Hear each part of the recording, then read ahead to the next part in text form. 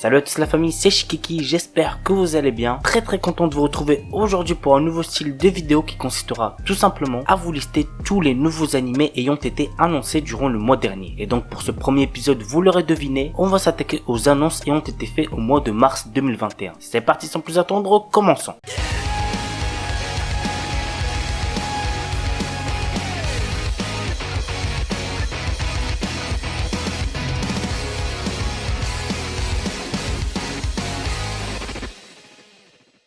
On commence avec Sabikui Bisco. L'histoire prend place dans un Japon alternatif ravagé par une sorte de peste faisant rouiller le corps humain. Afin de sauver son grand-père mourant, Bisco Akaboshi, qui est, vous l'aurez deviné, notre héros, décide de partir à la recherche du champignon médicinal légendaire nommé Sabikui qui serait un remède contre la rouille. Pendant son voyage, il fait la rencontre de Miro Nikoyanagi, un médecin qui cherche lui aussi un remède pour sauver sa précieuse sœur rongée par la rouille. Ces deux jeunes hommes vont ainsi partir en voyage pour sauver leurs proches. L'anime a pour genre action, aventure, comédie, drame, fantasy, mystère, shonen et pour thème combat, maladie, post-apocalyptique.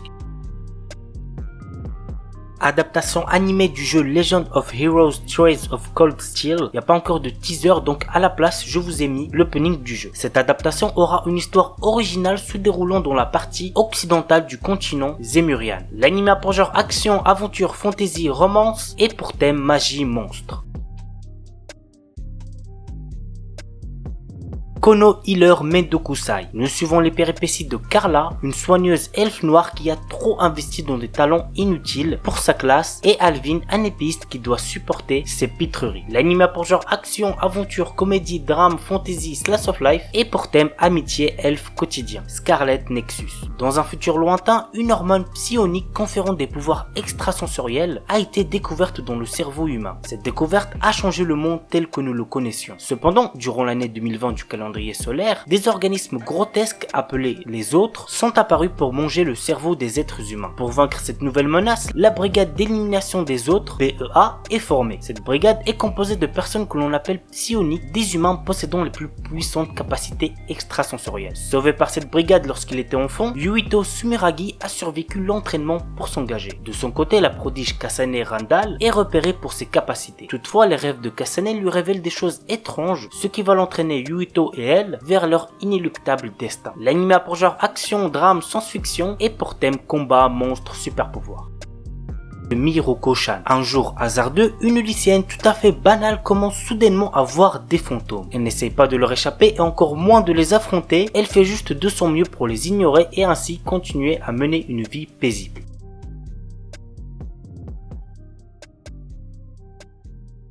Tsukitsuleika to Nosferatu. Nous sommes dans un monde qui a été divisé en deux grandes factions suite à une guerre qui a eu lieu il y a 10 ans. À l'est, il y a l'Union des républiques de Zerinitra et à l'ouest, les royaumes unis d'Arnak. Désormais, les deux puissances sont en pleine course pour avoir le contrôle de l'espace. En 1960, le premier ministre de Zerinitra annonce le lancement du projet Mektat qui a pour but de lancer des missions habitées dans l'espace. Pour cela, la ville de Leica 44 est construite pour y faire venir de nombreux candidats qui veulent être astronautes ainsi que des scientifiques. Lev Leps est l'un de ces candidats pour être astronaute et il devra superviser la formation de Irina Ruminexu. Dans le cadre de l'opération Nosferatu et du projet Mektat, Irina sera utilisée comme un sujet de test pour découvrir ses réactions par rapport à certaines situations et conditions spatiales. L'anime a pour genre aventure, drame, fantasy, historique, romance, science-fiction, surnaturel et pour thème espace, univers alternatif, vampire.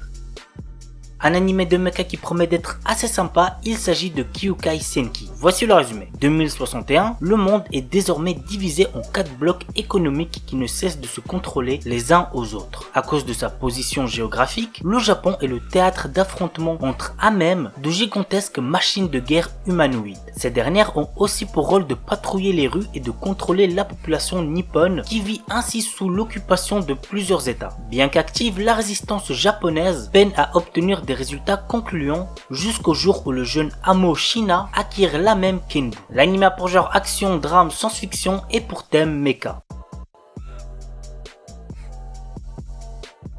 Selection Project. Chaque été, la compétition Selection Project est organisée à la télévision. Dans celle-ci, plusieurs adolescentes s'affrontent afin d'avoir la chance de devenir une idole. C'est le public qui vote et décide ainsi de laquelle des 9 participantes va gagner. Depuis qu'elle est petite, Suzune Miyama admire Akari Amazawa, une idole qui s'est fait connaître dans Selection Project. Elle a eu des soucis de santé et c'est grâce aux chansons de son idole qu'elle a réussi à garder son sourire lors des longues journées qu'elle passait à l'hôpital. Suzune veut désormais elle aussi donner du courage aux autres et elle décide de s'inscrire à la 7e édition de Selection Project afin de réaliser son rêve. L'anime a pour genre comédie, drame, slice of life et pour thème idole, musique, quotidien. Vanitas no Carte. Fin du 19e siècle, la terreur plane sur Paris suite aux attaques des vampires. Pourtant, la règle d'or de leur communauté est de ne pas s'en prendre aux humains, mais un mal mystérieux semble ronger ces créatures immortelles. Nous suivons les enquêtes du duo Noé, un vampire, et de Vanitas, un humain possédant le fameux grimoire capable de tuer les vampires, mais qui l'utilise pour les sauver. Ensemble, ils recherchent l'origine de la malédiction pour la briser et avant qu'il ne soit trop tard. L'anime a pour genre action, comédie, historique, mystère, roman, surnaturel et pour thème steampunk vampire.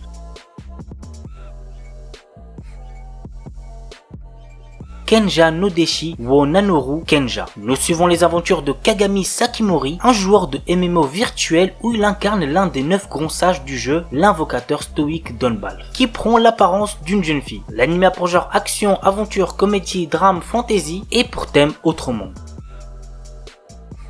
Et on termine avec Dolls Frontline. Année 2060, la population mondiale a été réduite massivement suite à une 3e guerre mondiale et aux dérives politico-militaires qui ont entraîné une grande partie de la surface de la Terre inhabitable. Ainsi, les androïdes sont devenus indispensables dans le quotidien pour effectuer le travail et les combats. Ces robots nouvelle génération facilement reproductibles et jetables, connus sous le nom de T-Dolls, qui veut dire poupée tactique, sont utilisés par des sociétés militaires privées pour de nombreuses guerres. Toutefois, en 2062, des T-Dolls se sont rebellés contre les humains. L'anime a pour genre action, science-fiction et pour thème filles et pistolets, jeux vidéo militaires, post-apocalyptique, robots. Voilà la famille, c'est tout pour cette vidéo, j'espère que ça vous aura plu. Si c'est pas le cas, vous inquiétez pas, une vidéo présentation d'animé arrive d'ici peu de temps. Sur ce, ciao tout le monde, portez-vous bien, c'était Shkeki.